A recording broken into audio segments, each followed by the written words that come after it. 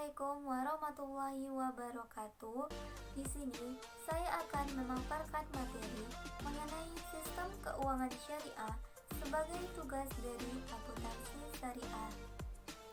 Sebelumnya, perkenalkan, nama saya Dela Santika, nomor induk mahasiswa C1F018038 dari program studi Ekonomi Islam kelas R006 Fakultas Ekonomi dan Bisnis Universitas Jambi.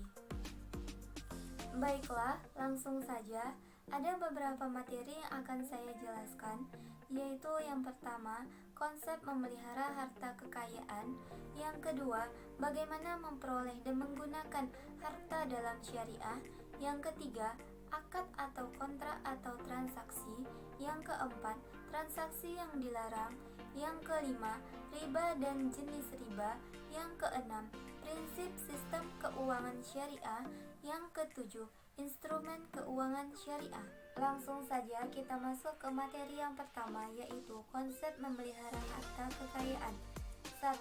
Anjuran kerja atau berniaga. Islam menganjurkan manusia untuk bekerja atau berniaga dan menghindari kegiatan meminta-minta dalam mencari harta kekayaan. Yang kedua, konsep kepemilikan. Allah Subhanahu wa Ta'ala adalah pemilik mutlak segala sesuatu yang ada di dunia ini, sedangkan manusia adalah wakil atau khalifah Allah di muka bumi ini yang diberi kekuasaan untuk mengelolanya.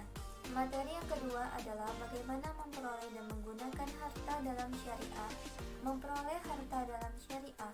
Memperoleh harta adalah aktivitas ekonomi yang masuk dalam kategori ibadah muamalah atau mengatur hubungan manusia dengan manusia. Harta dikatakan halal dan baik apabila niatnya benar, tujuannya benar, dan cara atau sarana untuk memperolehnya juga benar sesuai dengan Al-Quran dan As-Sunnah. Menggunakan harta dalam syariah. 1. Tidak boros dan tidak kikir. 2. Memberi infak dan sodako. 3. Membayar zakat sesuai dengan ketentuan. 4. Memberi pinjaman tanpa bunga atau qardul hasan. 5. Meringankan kesulitan orang yang berhutang.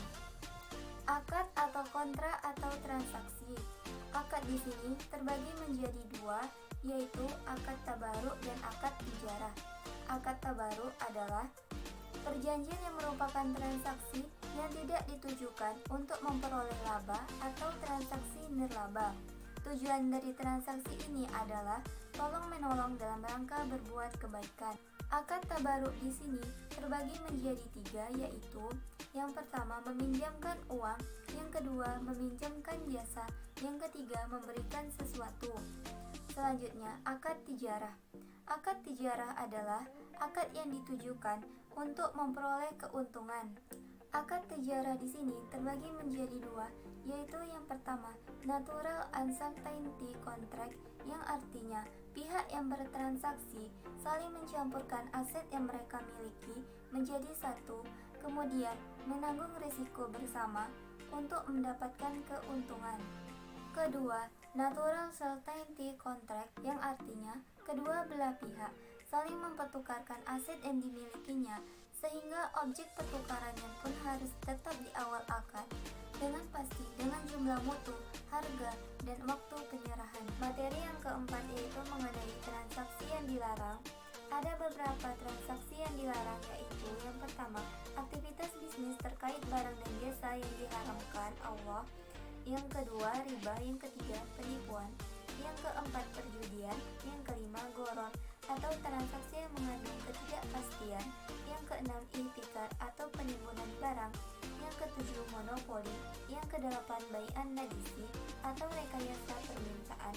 Yang kesembilan, suap. Yang ke-10, ta'aluk atau penjual bersyarat. Yang 11, bai'al inah atau pembelian kembali oleh penjual dari pihak pembeli. Yang ke-12, jual beli dengan cara talaki al-rukban. Materi yang kelima yaitu riba dan jenis riba. Pengertian riba secara etimologi, riba berarti aziyadah, artinya tambahan, sedangkan menurut terminologi adalah kelebihan atau tambahan pembayaran tanpa ada ganti atau imbalan yang disyaratkan bagi salah seorang dari dua orang yang membuat akad atau transaksi. Jenis riba.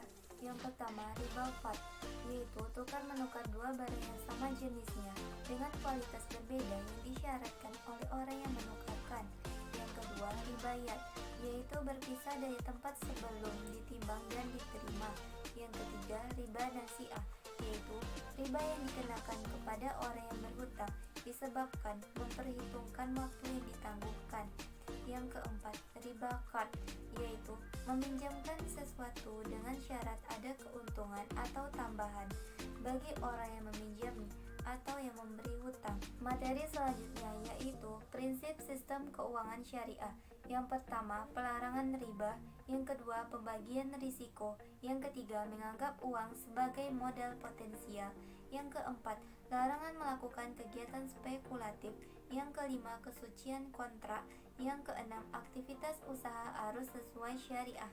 Materi yang terakhir yaitu mengenai instrumen keuangan syariah. Instrumen keuangan syariah dapat dikelompokkan sebagai berikut, yaitu yang pertama akad investasi, yang kedua akad jual beli atau sewa menyewa, dan yang ketiga akad lainnya.